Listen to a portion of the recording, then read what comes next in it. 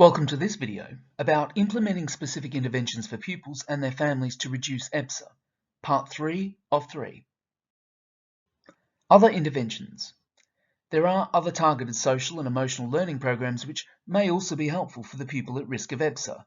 For example, peer mentoring and peer support initiatives, for example, Circle of Friends, growth mindset programs and anti-bullying programs. Pupils at risk of EBSA often experience low self-esteem and confidence. Schools can provide opportunities for the pupil to develop their self-esteem, relationships with others, and positive associations with school by working collaboratively with a small number of carefully selected peers on a time-limited joint project. This could possibly be based on a favoured activity, for example, creating a world in Minecraft, cookery, art, drama, music, etc. Meet and greet at the start of the school day. Some pupils at risk of EBSA might benefit from an organised meet and greet that follows a regular routine provided by a key adult at the start of the school day. This can help to provide a softer landing, which is particularly important for those pupils who struggle to separate from their parents, with the adult serving as a substitute attachment figure. This provision always includes a positive, warm welcome, shown through the adult's verbal and non-verbal communication. Can complement some of the wraparound strategies that we've discussed in the previous video, for example, use of transitional objects and specific approaches by parents that are used in the morning up to the point of drop-off. Usually includes a check-in to see how the pupil is feeling with use of open questions. For example, how do you feel this morning? Rather than leading questions. For example, are you worried? And can be followed by use of calming exercises, soothing and nurturing elements, for example, a drink or a snack, or a fun or busy activity, if helpful. Incorporating a wobble strategy. Wobbles are normal and often to be expected when planning interventions with pupils at significant risk of EBSA. Remember, changing is hard work and takes time. For the pupil and involved adults, it may sometimes feel like things have gone back in terms of progress, but you can keep positive changes going long term by knowing what has worked previously. If incorporating a wobble strategy in the pupil's plan of support or within an intervention, questions that can be asked include: what might slip or stop? What would be the first signs of this wobble? What will you be thinking or feeling? What thought could replace it with? Who can help you with dealing with this? What's your backup plan? And how will you get back on track? Lessons out of class.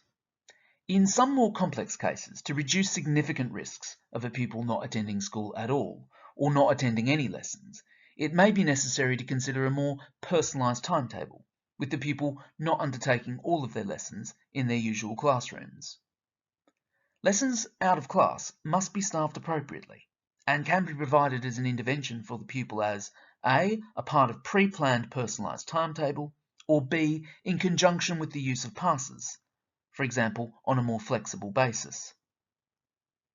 As with all interventions, this should be reviewed regularly and should be considered a more exceptional short-term intervention, particularly as this means that the pupil is missing the considerable benefits of direct teaching. We will discuss phased returns to lessons in the next video. Keeping the link with school and lessons. Motivation theory suggests you can develop an individual's intrinsic motivation by increasing their feelings of control, competency, relatedness, and purpose. If the pupil is not currently attending school for a block of a few days or more, or is missing some lessons, think of ways to strengthen their links with school.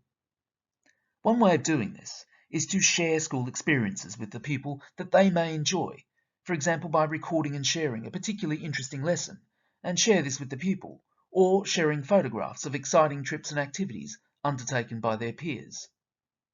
Ensure that any work they have completed while they are off is marked and feedback is provided. It is also important to provide the pupil with opportunities to develop and maintain their relationships with others in the school, that is, teachers, other staff, and peers. Key staff could maintain direct links with the pupil, for example via email, recorded video messages, or letters home. Contact with school friends should also be encouraged, as this may strengthen a feeling of not wanting to miss out on what is happening with their peer group in school. Reviewing interventions. It is essential that interventions and other supports on the plan of support are regularly reviewed, involving the pupil, their parents or carers, and at least one key member of staff.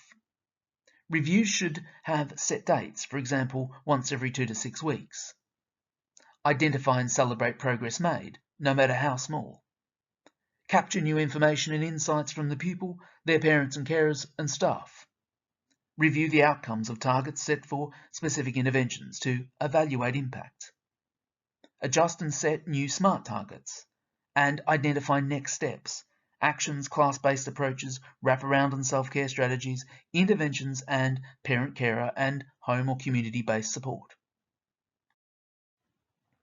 How do we know if the interventions and other supports are having an impact? Headline data. It is obvious and appropriate to review the pupil's attendance, including their school attendance as a whole, their attendance in lessons, and their punctuality. Other routine school data is also important, for example, the pupil's progress in individual subjects and behaviour. More personalised and granular data and information.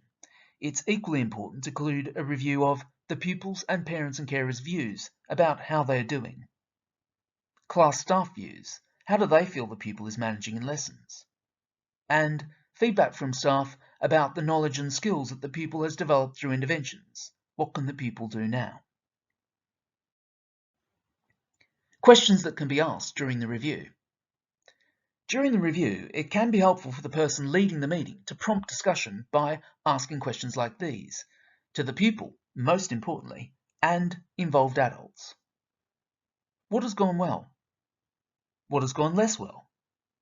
Have all of the actions from the last meeting been addressed? If not, is this because they need breaking down further to make them achievable? Is there further information we need to explore and gather? Are there other classroom-based approaches we now need to try?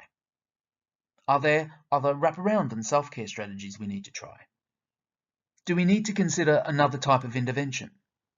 And are there other professionals we might now need to involve? Important checks at this stage. During this stage, particularly if the pupil's attendance is dropping, despite the interventions and all other previous work, it is important to thoroughly check key actions regarding education welfare procedures, early help assessments. If this is not already in place, it's strongly recommended now. Any external support for the family, any necessary safeguarding actions, identification and assessment of any special educational needs or disabilities, and any necessary referrals to external agencies, and any necessary reviews of SEN support or Education Health and Care Plan if the pupil is on the SEND register. This is the end of this video. You can view more videos on this channel in the EBSA Essentials series.